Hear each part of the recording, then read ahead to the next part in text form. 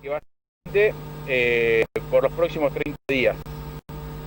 La realidad también que si empezamos a analizar los que van a presentar julio, creemos que la inflación para julio va a estar un poco arriba de ese 2% o un poco menos de 2% que hoy está presentándose los análisis de junio. La realidad es que todo esto está muy atado o muy pendiente de lo que es el valor dólar. Ajá. Siempre decimos que el factor acá crucial para que se mantenga este nivel de precio y no siga escalando, pensemos que, como dijimos, creo que el miércoles pasado o el anterior, un 40% de inflación anual sin paritaria. Si nosotros tuviéramos que sumar una paritaria, que hasta ahora son cero las paritarias, el nivel inflacionario es mucho más por arriba, o el porcentaje de inflación estaría por arriba del 40%. Entonces, si a su vez el dólar se sigue manteniendo en unos niveles, o el nivel de evaluatorio del dólar sigue manteniéndose a un nivel como se está dando ahora, que viene subiendo pero poco, podemos llegar a pensar en una inflación alrededor del 40. Pero si el dólar empieza, como ya algunos empezaron a analizar, e inclusive se ven las medidas del gobierno tendiente a, podríamos decir, obstaculizar las compras, porque el gobierno ha detectado ya de coleros digitales. Hoy una de las principales notas de las portadas es los coleros digitales. Son aquellas personas que prestan su nombre y su cuenta bancaria para comprar dólares y obtienen una ganancia por esa. Con plata, ¿no? Reciben pesos de una persona, utilizan su nombre y su quit para comprar los dólares, transfieren los dólares y se quedan con una ganancia. Hay muchos de estos, hay muchos coleros digitales, entonces el gobierno está atrás de ellos porque entiendo que hay un drenaje de dólares de ese sector, que es lo que quiere evitar. Dólares que escasean, y que como cuando hay escasez de un bien, si hay una oferta pujante, si hay una demanda pujante, eso es aumentar los precios. ¿Qué quiero decir con esto? El dólar hoy a 74, depende de dónde lo comemos, es un dólar barato, es un dólar que está para comprar, si se puede comprar, aunque sea a los 200, porque la verdad que el dólar va a estar muy arriba. Y que con una inflación del 40%, con este valor del dólar, y una inflación del 40%, lo más probable es que el dólar empiece a tomar un sendero creciente en los próximos meses, y que termine para fin de año más cerca de los 90 a 100 pesos. Si nosotros hablamos un poco de lo que sucedió en la presidencia de Mauricio Macri con estas corridas cambiarias que ha tenido el gobierno y que, bueno, poco ha sabido controlar en el gobierno, ¿puede llegar a pasar lo mismo? ¿Puede haber un panorama parecido en algún momento de aquí en adelante?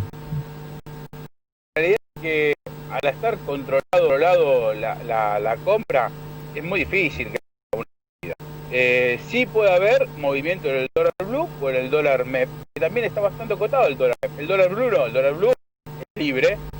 Ahí el gobierno inclusive no puede hacer nada más que lo hizo en el gobierno de Cristina, salían a correr a los arbolitos y intervenían algunas casas de cambio, pero mucho más que eso no pueden hacer. Entonces, ¿hay riesgo de una corrida de la escapada del dólar?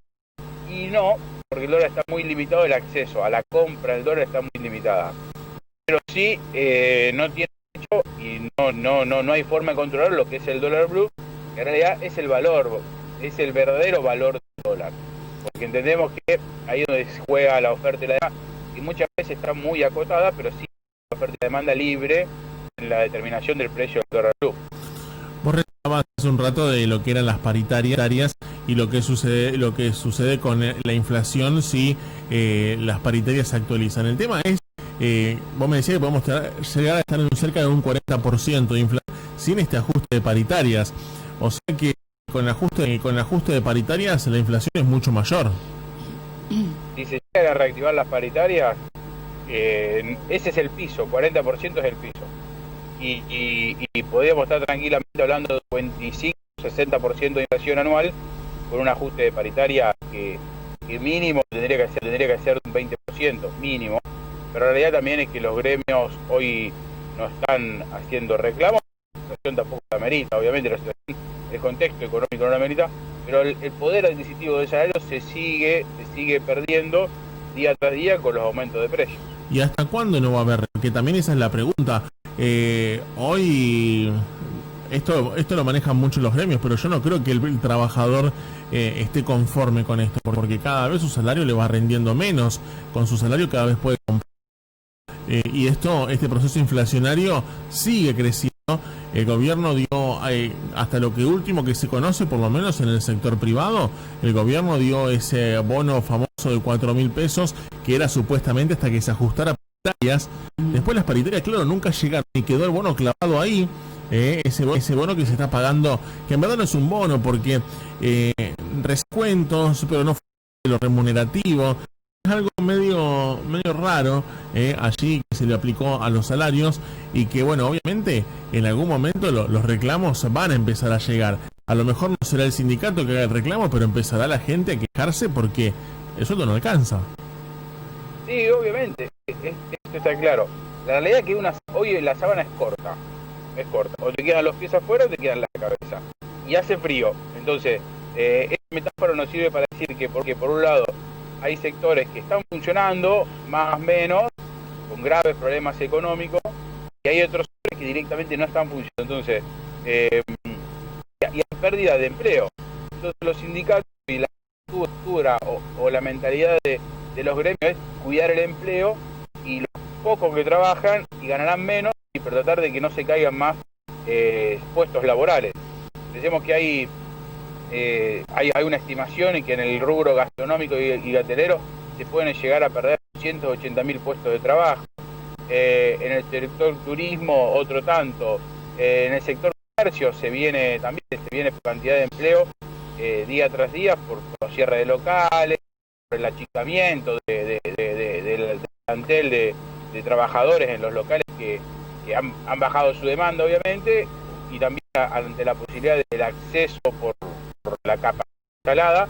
Hoy enfrentan muchas personas que tienen que cesantear, tienen que jubilar a los que ya están en el próximo a jubilarse, o directamente en algunos casos los tienen que despedir, lamentablemente. Entonces, vuelvo a decir, esta sábana corta en que se están perdiendo empleos, y por otro lado los que están trabajando tienen un salario fijo, están ahí de los gremios, y que siempre los gremios, tradicionalmente, lo que dice la historia del gremialismo en Argentina, van a priorizar el cuidado del empleo y no tanto el cuidado del poder adquisitivo. El cuidado del poder adquisitivo es el segundo paso.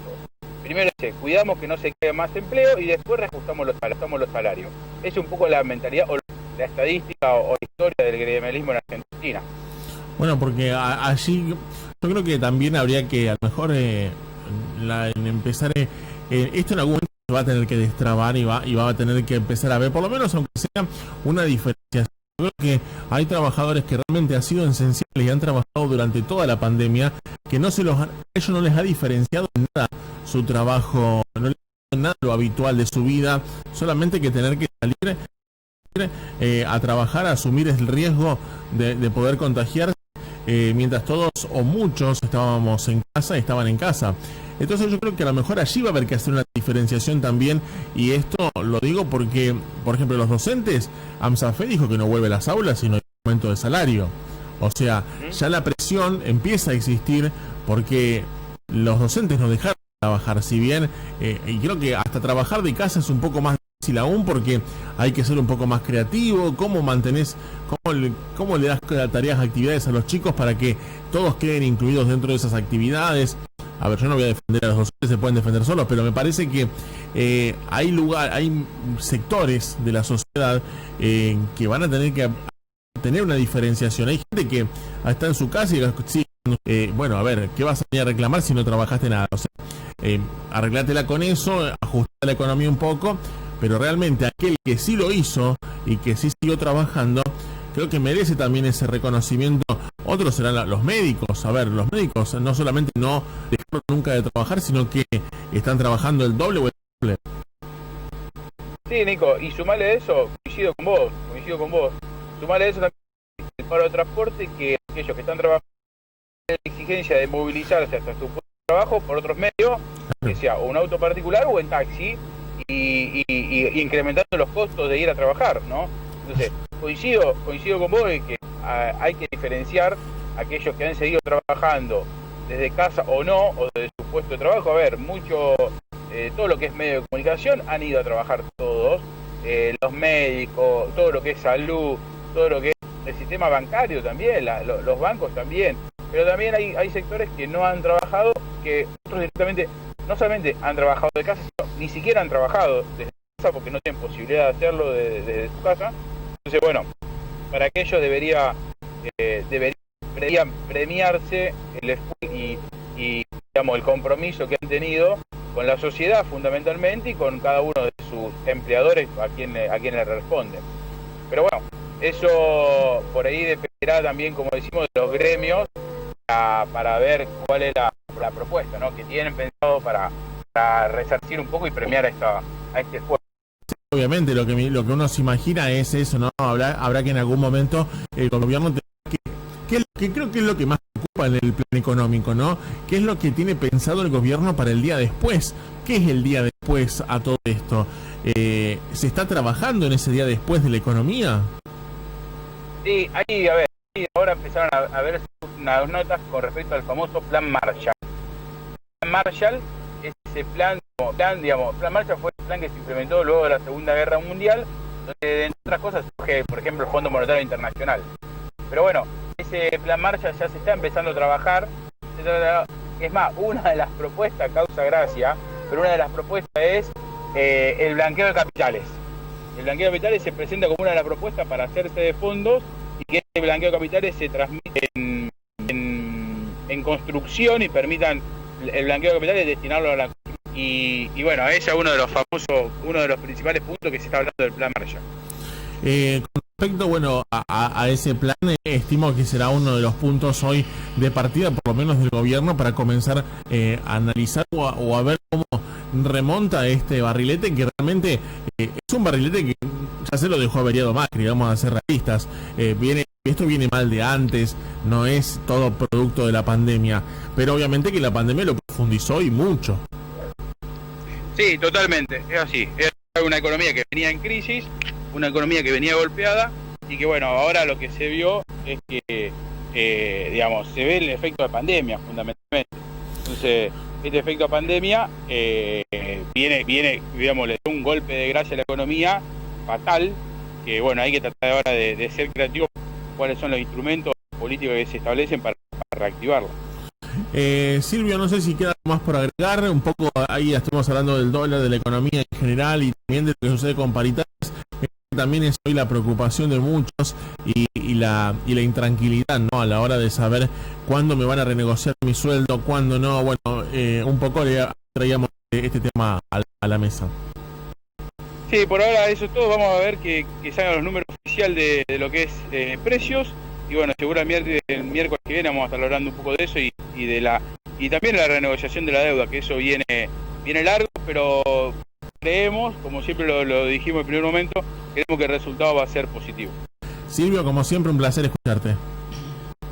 Gracias, Nico, gracias, Noemí, que tengan buen día. Gracias. Allí pasaba con nosotros Silvio Cañas, bueno, charlando un poquito sobre lo que tiene que ver con la realidad de los números y que a veces sorprende, ¿no?, a la hora de saber qué va a pasar realmente con las paritarias, los salarios. Bueno, los docentes ya plantaron bandera y dijeron que no va a haber clases si no hay tratamiento de paritarias, y aparte sumaron una cosa más, que es el estado de edilicio de las diferentes instituciones educativas, cada una de las escuelas, a ver en qué condiciones están y cuál va a ser el protocolo que quieren que se discuta también dentro de esa negociación paritaria, el protocolo que se va a implementar, a poner en funcionamiento, obviamente, nuevamente las clases en la provincia de Santa Fe.